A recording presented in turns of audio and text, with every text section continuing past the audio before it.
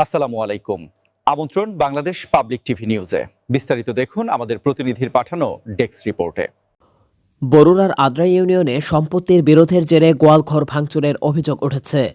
কুমিল্লা থেকে তথ্য ও ভিডিওচিত্রে মোহাম্মদ মহিবুল্লাহ ভূঁইয়ার পাঠানো ডেস্ক রিপোর্ট। 16 ফেব্রুয়ারি সোমবার সকাল আনুমানিক 10:30টার দিকে বরুড়া উপজেলার আদ্রা ইউনিয়নের আদ্রা গ্রামের আদ্রাদিঘির পূর্ব পাড়ে শামীম আহমেদের গোয়ালঘর ও টয়লেট ভাঙচুরের ঘটনা ঘটে। সরেজমিনে গিয়ে জানা যায়, আপন দুই সহোদর শামীম আহমেদ ও এমরান হোসেন উভয়ের পিতা মৃত আরব আলী, মাতা রসনারা বেগম, তারা দুই ভাই। এমরান হোসেন ভিটেবাড়ি বিক্রি করবে বলে শামীমের সাথে 6 লক্ষ টাকা বায়নাপত্র হয় এবং 4 লক্ষ টাকা প্রদান করা হয়। কিছুদিন পরে এমরান প্রবাস থেকে অসুস্থতা নিয়ে দেশে এসে চিকিৎসার জন্য শামীমের নিকট জায়গার বাকি 2 লক্ষ টাকা চায়। শামীম টাকা দিচ্ছে বলে তালবাহানা শুরু করে। এমরান নিরুপায় হয়ে একই বাড়ির আয়ব আলীর নিকট বিক্রি করে দেয় এবং এমরান হোসেন তার শ্বশুরবাড়িতে সৎরিক থাকেন।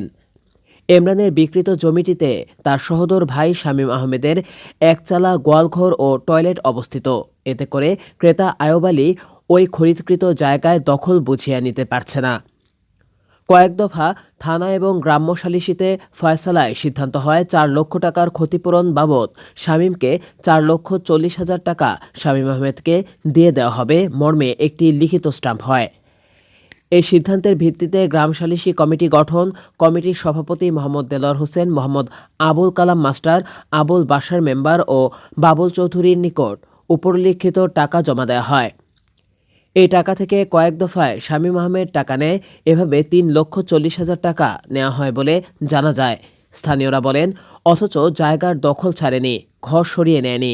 2 মাস পূর্বে সিদ্ধান্ত হয় নির্বাচনের পর বসে চূড়ান্ত ফয়সালা করা হবে। তারই সূত্র ধরে 16 ফেব্রুয়ারি সোমবার সকালে সমাজের গণ্যমান্য ব্যক্তিরা শামীম আহমেদকে ডেকে শামীমের নিজ বাড়িতে বসে আলোচনা করে।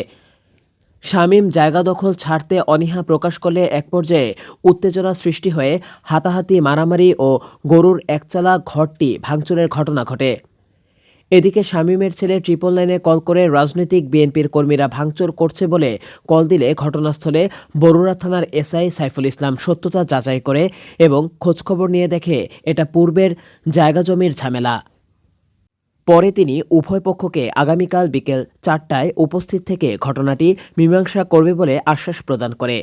এ ঘটনাটিকে কিছু প্রভাবশালী মহল রাজনৈতিক রূপদানের চেষ্টা করছে বলে জানা যায়। প্রিয় দর্শক, এই ছিল এখনকার সংবাদে। আমাদের পরবর্তী সংবাদ দেখার আমন্ত্রণ রইল। এছাড়া দেশ বিদেশের নানা প্রান্তের সংবাদ পেতে বাংলাদেশ পাবলিক টিভির সাথেই থাকুন। যে এটা কোনো রাজনৈতিক বা বিএনপি বা আওয়ামী লীগ এখানে কোনো এরকম ধরনের কোনো এরকম ধরনের কিছু কথা এরকম কিছু না। এটা টোটালি তাদের ভাই, ওই যে ভাইয়েরা ঝামেলা, সম্পত্তির ঝামেলা, সম্পত্তি নিয়ে ঝামেলা। সব করতে আছে এরা আমলি করছে এখন ব্যায়াম করে ইয়ে আছে জোর করে কারা কারা, তো এটা পারিবারিক সমস্যা। হ্যাঁ, পারিবারিক সমস্যা। তারপরে স্যার এই জায়গাটা, যে জায়গাটা এখন আপনি কি চাচ্ছেন? আমি ন্যায্য বিচারটা চাচ্ছি।